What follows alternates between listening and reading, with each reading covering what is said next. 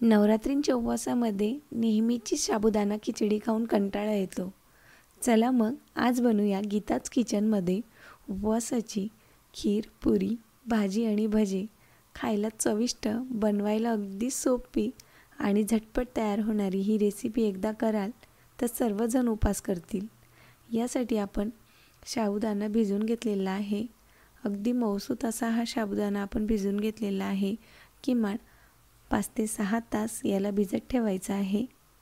यानंतर गॅसवर एक पातेलं ठेवलं आहे आणि यामध्ये आपण 1 लिटर दूध घेऊन यात 7 ते 8 केशर काड्या घेतल्या आहे. केशर काड्या अगदी ऑप्शनल आहे.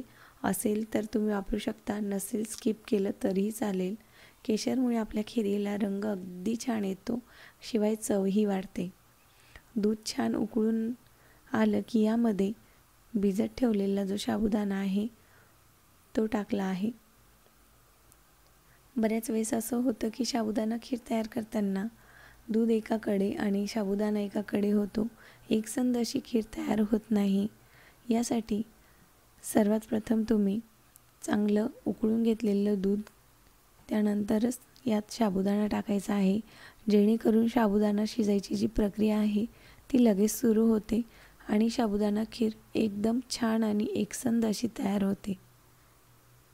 जोपर्यंत साबुदाण्याचा कलर बदलत नाही तोपर्यंत आपण याला उकळी काढणार आहोत. साबुदाणा पूर्ण पारदर्शक झाला की यामध्ये आपण आवडीनुसार साखर घालूया. साखर घातल्यानंतर साबुदाणा शिजण्याची प्रक्रिया बंद होते. त्यामुळे साबुदाणा संपूर्ण शिजल्यानंतरच यात साखर घालायची आहे. यात आपण आवडीनुसार ड्रायफ्रूटचे काप घालूया. तुमच्याकडे जर ओला नारळ असेल तो देखील यात तुम्ही किसून घालू शकता. त्यामुळे अगदी छान अशी चव या खिरीला येते. छान एकसंध अशी ही साबुदाणा खीर आपली तयार झालेली आहे. यानंतर आपण भजी तयार करण्यासाठी एक बटाटा शिलून त्याचे याप्रमाणे काप कट करून घेतलेले आहे. भज्यांच्या बॅटरसाठी येथे वरई पीठ घेतलं आहे. यामध्ये आवडीनुसार लाल तिखट आणि चवीनुसार मीठ घालून याला आपण घट्टसर असं भिजवून घेऊया. अगदीच पातळ, अगदीच घट्ट न करता बटाट्यांच्या कापला हे मिश्रण व्यवस्थित लागेल इथपर्यंत हे आपण घट्ट ठेवणार आहोत. हे पीठ आपण किमान 5 ते 10 मिनटं भिजत ठेवूया.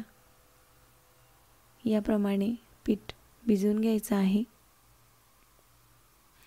पीठ आपलं भिजेपर्यंत आपण बटाट्याची भाजी तयार करून घेऊया. त्यासाठी एका कढईमध्ये तेल घेऊन तेल गरम झालं की जिरे टाकूया. यानंतर आवडीनुसार हिरवी मिरची छान परतून घ्यायची आहे. 1 ते 2 मिनिटानंतर यात आपण उकडून साल काढून काप करून घेतलेले बटाटे घालूया. ते देखील आपण मिरची आणि जिरे सोबत 2 मिनिटासाठी परतून घेतले आहे. यामध्ये चवीनुसार मीठ घालून भाजून घेतलेले साल काढून घेतलेले शेंगदाणे घालूया. झटपट आणि चविष्ट अशी ही बटाटा भाजी आपली तयार झालेली आहे. खायला अगदीच छान अशी लागते. यानंतर आपण पुरींसाठी पीठ मळून घेणार आहोत. येथे मी 2 मोठ्या आकाराचे बटाटे उकडून किसून घेतलेले आहे. यामध्ये या वाटीने 1 वाटी शिंगाडा पीठ घालून हे दोन्ही साहित्य आणि यात चवीनुसार मीठ घालून एकजीव करून घेऊया.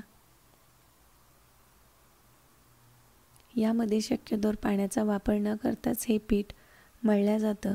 पण अगदीच तुमचं पीठ घट्ट होत असेल तर तुम्ही यात छोट्या चमच्याने 1-2 चमचे पाणी घालून हे पीठ मळू शकता. पुरींना जसं आपण पीठ मळतो त्याचप्रमाणे हे पीठ आपण तयार करून घेतलेलं आहे. येथे मला पाण्याचा वापर न करता याप्रमाणे मऊसूत असं पीठ मळलं गेलं आहे. याप्रमाणे जर तुमचं पीठ मळलं जात असेल तर पाण्याचा वापर मुळीच करू नका. यानंतर आपण बटाटे तयार करून घेऊया. कट केलेले जे बटाट्याचे काप आहे तयार पिठामध्ये सर्व मिक्स करून त्यांना आपण पीठ लावून घेणार आहोत. वरईच्या पिठाला लवचिकपणा नसल्या कारणाने हे पीठ मळतानाच घट्ट मळायचं आहे, जेणेकरून या बटाट्यांच्या कापला ते व्यवस्थित लागल्या जाईल. बेसन पिठासारखं बॅटर तयार न करता थोडं घट्ट प्रमाणाचं ठेवायचं आहे. तेल गरम झालं की यामध्ये हे बटाटे भजी आपण तळून घेऊया.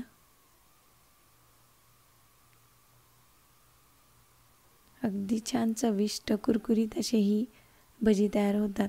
परंतु वरईचे पीठ बिलकुल लवचिक नसल्यामुळे हे भजे अगदी जास्त काळ ठेवल्यानंतर कडक होतात. म्हणून जेव्हाही तुम्ही हे भजे तयार कराल तेव्हा गरमागरम खायला घ्या. या पद्धतीने छान खमंग असे आपण ही बटाटी भजी तळून घेतलेली आहे. बघू शकता छान कुसकुशीत आपली ही भजी तयार आहे.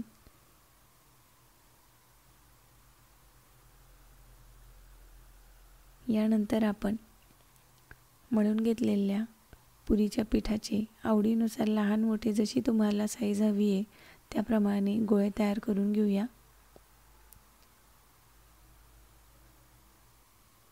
येथे मी पुरी थेपून घेण्यासाठी बटर पेपरचा वापर केला आहे.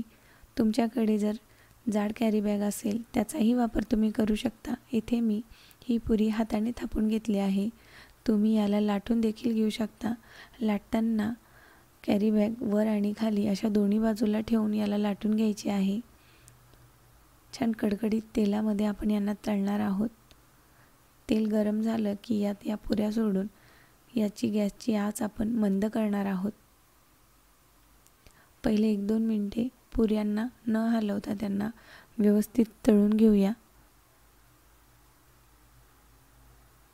शिंगाडा पीठ पहिलेच थोडं काळसर असल्यामुळे या पुऱ्या लगेच लाल होतात.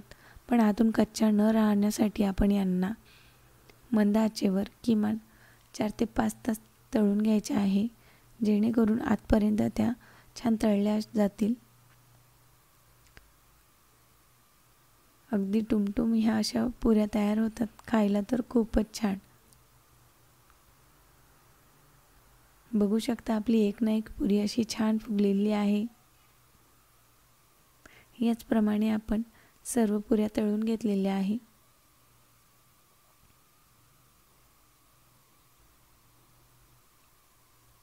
छान खमंग कुरकुरीतपणा येण्यासाठी आपल्याला यांना लाल रंग येईपर्यंत तळून घ्यायचा आहे.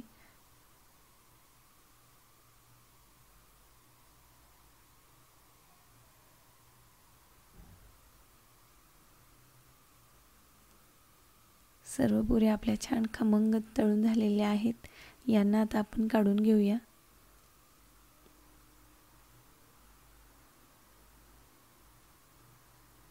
या पुऱ्या 2 ते 3 तास तशाच राहतात. खायला अगदी कुरुम कुरुम कुसकुशीत अशा.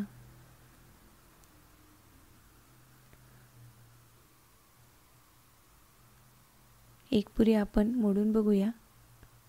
अगदी आतपर्यंत छान अशी तळल्या गेलेली आहे आणि बारीक अशी ही पुरी आपली तयार झालेली आहे.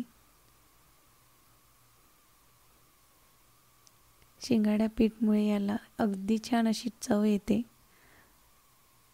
बघू शकता आपले उपवासाचे 4ही पदार्थ अगदी झटपट असे तयार झालेले आहे. बघायला जितके सुंदर, खायला तितकेच चविष्ट.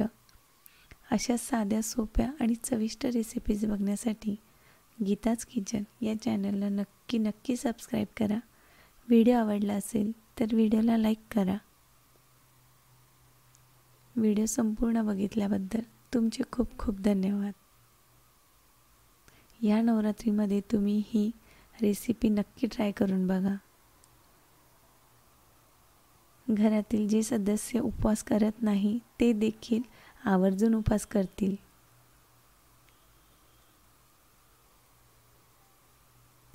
चला मग, तयार आहे आपली उपवासाची खमंग स्वादिष्ट अशी खीर, पुरी, बटाटा भाजी आणि भजी. अगदी सोप्या पद्धतीने झटपट तयार होणारी ही चविष्ट रेसिपी एकदा नक्की ट्राय करून बघा.